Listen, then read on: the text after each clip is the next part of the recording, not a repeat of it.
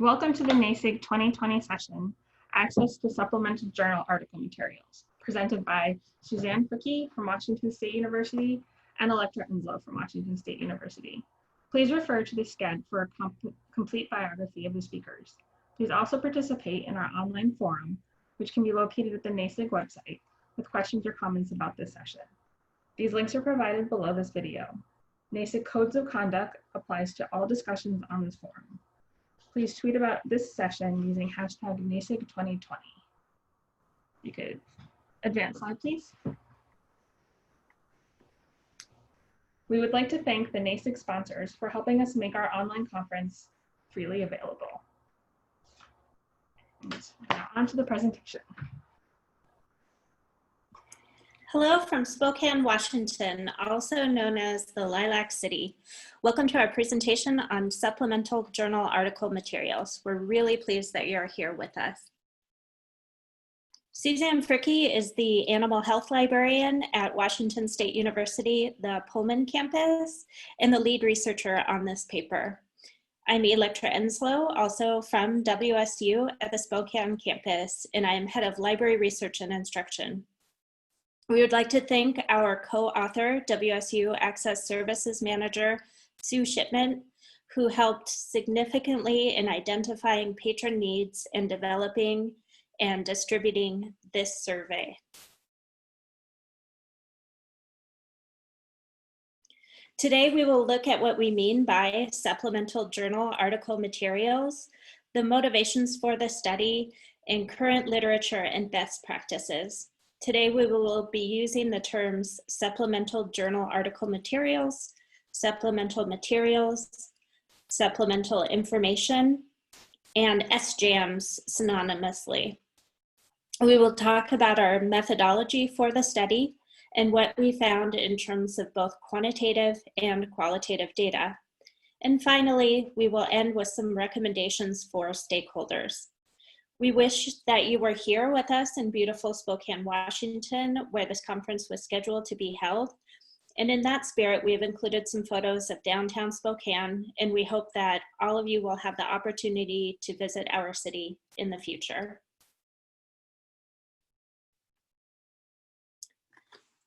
Supplemental journal article materials are a fairly new phenomena. They came about in response to electronic publishing and article size limits, and more recently in response to demands for reproducibility of research and critical appraisal.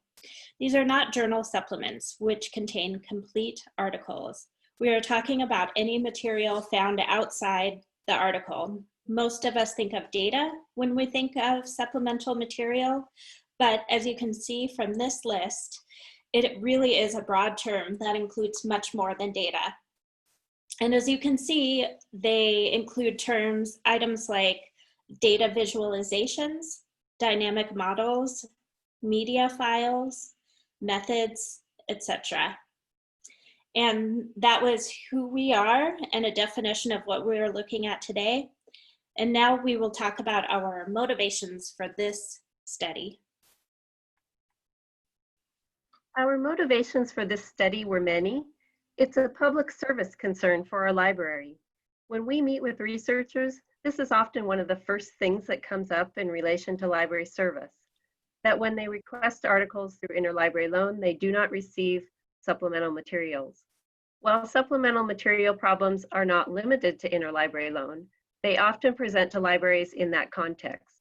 As we and many other institutions endure budget cuts and become more reliant on ILL, this was concerning in terms of equitable and sustainable access to the entire research lifecycle.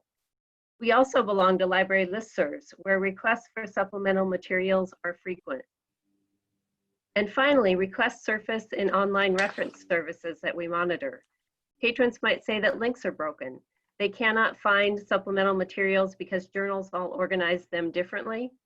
Secondary aggregators may not always provide access to supplemental materials. For example, a secondary aggregator version of an article might just state that the supplemental data is available at a journal website, while the publisher version has an added page at the end with specific private links to the supplemental materials.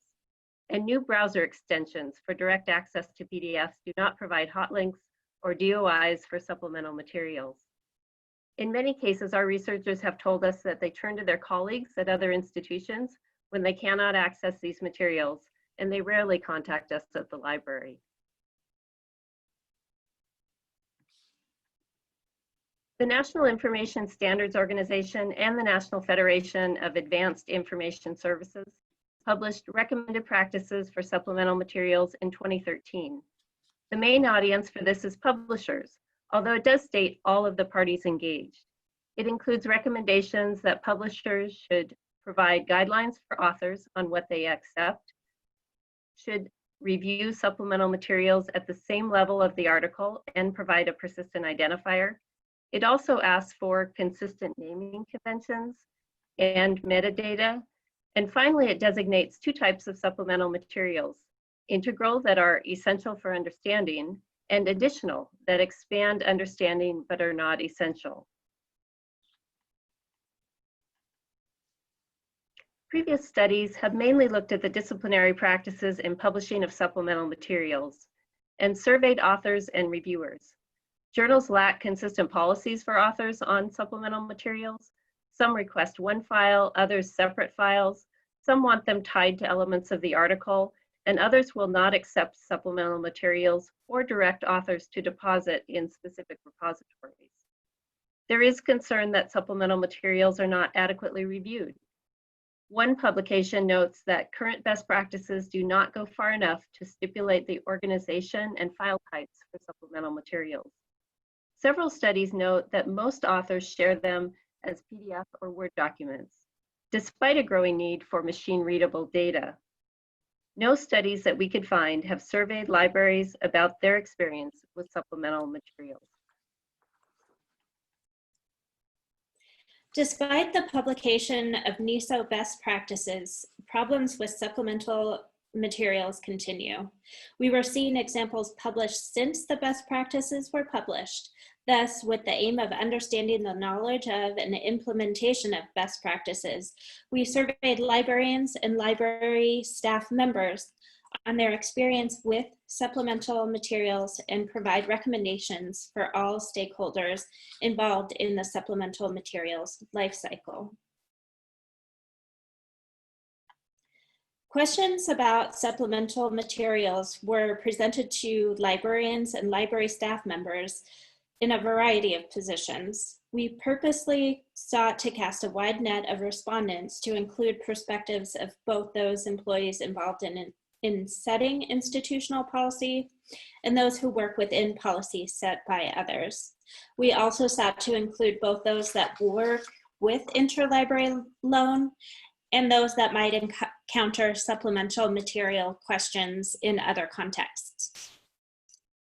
Our survey was deemed IRB exempt by WSU.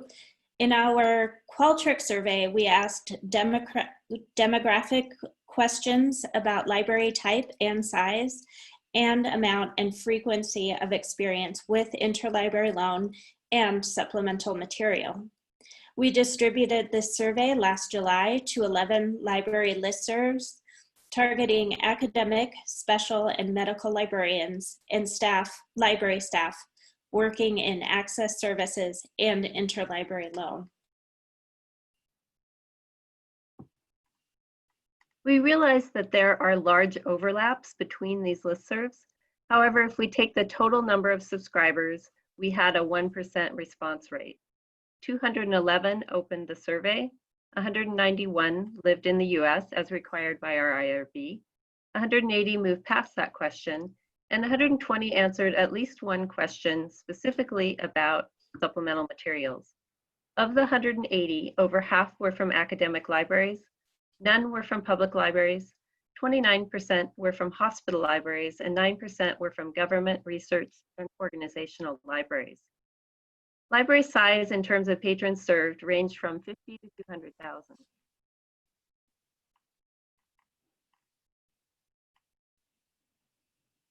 Of the 180 who answered the library type question, nearly half of those who work in academic libraries dropped out. While those who work in hospital or special libraries were fewer in number, they were more likely to complete the survey. We were not surprised by this, as we explain in the next slide. When we asked about how much respondents work with interlibrary loan, academic librarians and staff were more likely to say it was either most of their job or never part of their job, while hospital library employees indicated that ILL duties are usually somewhere in between, as part of their job, but not all or none of it. This may explain why academic librarians and library staff were less likely to complete the survey. Academic libraries are larger and jobs are more specialized, so a greater percent of these respondents may have felt that the survey did not pertain to them. We purposely did not define what we meant by work with ILL, instead leaving that to reader interpretation. In our case, as reference librarians, we teach and answer questions about ILL and thus consider it part of our job, but others may interpret this question differently. By the time we started asking questions about supplemental materials, nearly 40% of initial respondents dropped out. We were down to 120 that answered any questions beyond where we focused on supplemental materials. We have to assume that those who continued are those who have some experience with supplemental materials in the context of lending and borrowing. The really interesting thing here is that most of those who responded fall into two distinct groups. Those whose libraries are supplying supplemental material without it being requested, and those who are not.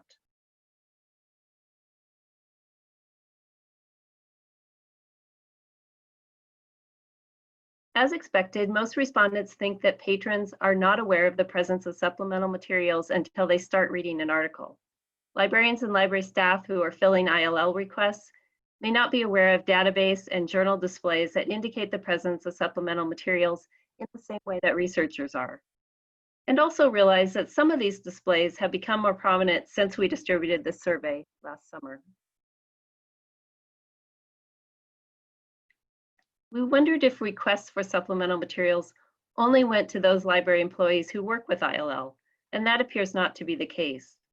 While those who work primarily with ILL see a higher number of these requests, they really end up going to everybody.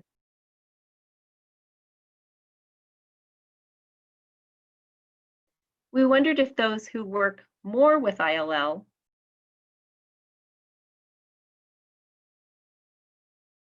are more likely to supply supplemental materials even when not requested. And that appears not to be the case.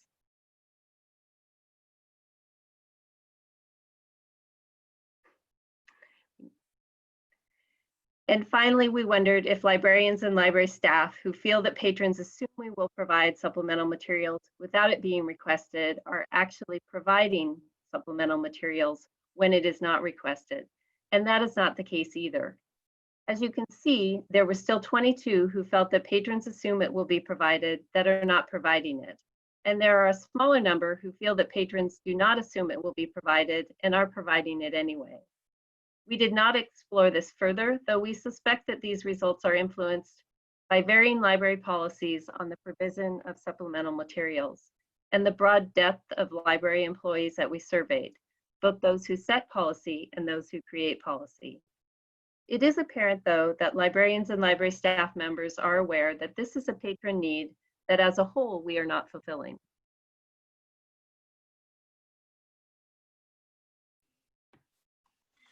We asked several open questions in our survey.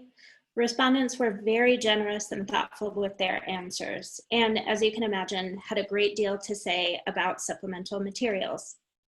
4 themes emerged from the responses and several sub-themes.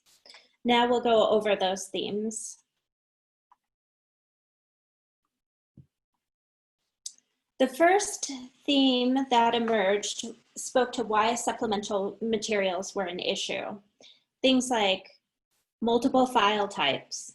Often there is supplemental material. It is only visible through the HTML view and not the PDF.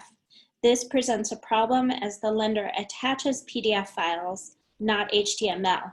So the reader discovers the references to supplemental material after receiving the main article in PDF. They are not indexed. We also struggle with DOI not reflecting a difference between the original article and SJAM. And a consistent format for listing available SJAM with the article would improve everyone's awareness. And finally, ILL systems do not support supplemental materials. Part of the problem with obtaining SJAMs is that ILLiad is not really equipped to handle them, which is something that really needs to be addressed soon by the vendor, in my opinion. Those are some of the reasons why supplemental materials are an issue. And the second theme to arise was the lack of understanding of supplemental materials by patron, librarians and staff, and publishers. By patrons, most of our patrons do not know about supplementary materials when requesting articles, but are a few heavy users that always ask for supplementary materials. And by librarians and library staff, I hadn't heard of them. Don't e-articles include all related things like charts, tables, etc.? And when we ask other libraries for SJAM, they provide another copy of the article and not the SJAM. It's very frustrating. And by publishers, I find that patrons have difficulty finding SJAM even for articles that we do have, particularly since it seems as if every publisher has a different layout for identifying SJAMs. And it seems that SJAMs are an afterthought for journal editors and publishers. When you edit a manuscript, you forget that the authors put the survey in an appendix or offered additional data, so it dangles. There are clear misunderstandings of what supplemental materials are from all sides. Now we'll look at the third theme to emerge. Expectations differ in lending and in borrowing. Patrons expect supplemental materials. They would not mention it to me until they get the article without the supplement. Some do indicate on the initial request that they want the supplement, but others just seem to expect it. And requesting libraries expect that lending libraries are looking for supplemental materials. SJAMs should really just be considered SJAMs should really be considered just one more part of the article, not something special that we need to practically beg to be included. And why can't they just make a download that includes all the supplemental material in addition to the regular article download? That way other libraries could just click that and send it instead of my arguing with them about sending it. I actually don't have that problem as much anymore because I deleted the problem lenders from our ILL routing table. I don't want this stress. Borrowing can be an issue without clear guidance about expectations.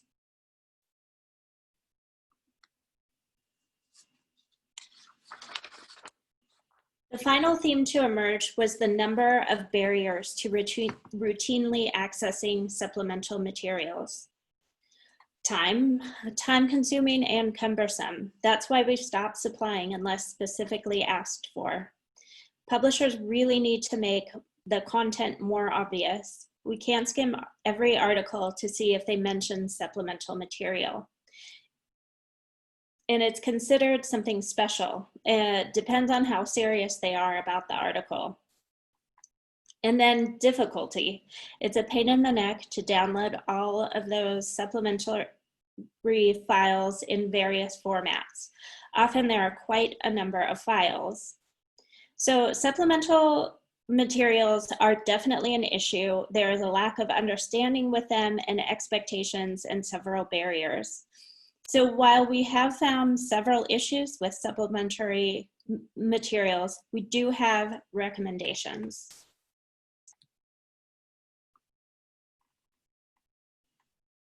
Realizing that access to supplemental materials is a complex issue, as you can see, Our ultimate goal in this study was to see if we could improve library user experience surrounding supplemental materials by coming up with some recommendations for identifying, finding, and retrieving them.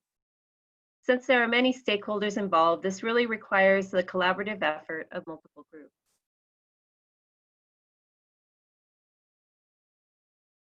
While libraries recognize the difference between publishers, aggregators, databases, and repositories, often library users do not. If there is a problem with access through any of these, it's perceived only as the library. Thus, all should assure that supplemental materials are in one file or linked with a permanent DOI or DOIs displayed consistently with a PDF of the article. It should be indexed so that it is immediately identifiable, ideally in conjunction with the right statement. The industry needs to come to a collective understanding of data and supplemental materials as potential standalone items, not necessarily connected with one article. And most importantly, publishers, aggregators, databases, repositories, and even scholarly search engines should use consistent terminology, organization, file formats, and systems for reporting access problems.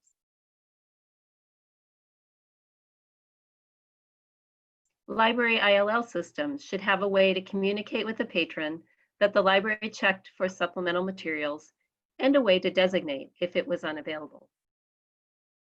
Library systems should no longer be built on the assumption that information is available in PDF format.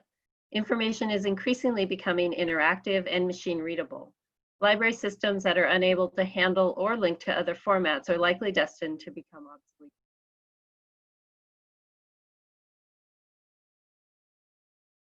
Since our survey targeted librarians and library staff, we identified several recommendations for this group. We feel that librarians and library staff should understand the importance of supplemental materials to patrons. The bottom line is that supplemental materials are essential until proven otherwise, and only the patron can really determine that. Thus, based on our study, we see a need for all ILL staff to be trained to identify the presence of supplemental materials and to supply it. At the same time, libraries should communicate about their policies around supplemental materials to patrons, so that we're providing a consistent and transparent experience for all library patrons that meets or exceeds their expectations. Some feel that libraries should only supply integral supplemental materials, although we contend that the distinction between integral and additional is not obvious to authors or to readers.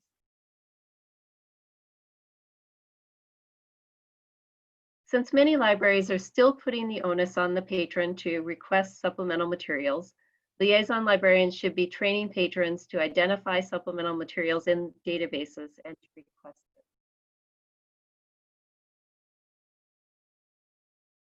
We wondered what might be the implications for access to supplemental materials with the rapid move to open access publishing over the last few years and now precipitated by COVID-19. This was a very cursory and last-minute look that requires further study. However, we have noticed that open access repositories and preprint servers have been among the first to consistently index supplemental materials. PubMed Central requires that all supplemental materials be supplied with articles submitted to PMC, even when they are already available in a public repository. They have displayed these with the abstract and assured a permanent identifier for about the last year and a half. Preprint servers such as medRxiv and bioRxiv indicate the presence of what they term supplementary materials and data or code in a consistent manner in each record. However, many inconsistent practices are continuing. Some subscription databases have been indexing supplemental materials for a while. In the case of Web of Science, limited supplemental materials are designated as associated data in the record through the link with data citation index. However, most library databases do not appear to index supplemental materials. And unfortunately, the scholarly search engines that our patrons use most, PubMed and Google Scholar, are not indexing them. And this is really an area that requires further study. As an example of non-standard terminology, PubMed renamed their secondary studies link associated data in December of 2019, which just confuses this with the Web of Science use of associated data, where the meaning is more in line with supplemental materials. And finally, much of the supplemental materials that we are seeing in preprint servers are still in the form of Word documents and PDFs. This leads us to our final recommendations for those who develop best practices, guidelines, and standards. They should provide increased guidance to publishers and in turn authors on file formats, terminology, and until library systems adapt, DOIs should be displayed within PDFs. They should end the distinction between the terms integral and additional content, as the difference is not obvious enough to readers, authors, or libraries. They should provide plain language summaries or infographics for training library staff members so that best practices can translate to the level of improved service to the patron. Thank you everyone for attending our presentation today. We also thank everyone who participated in our survey for their time and thoughtful comments. These are the references that we referred to. And if you have any questions, please add them to the forum or contact us at the email addresses listed here.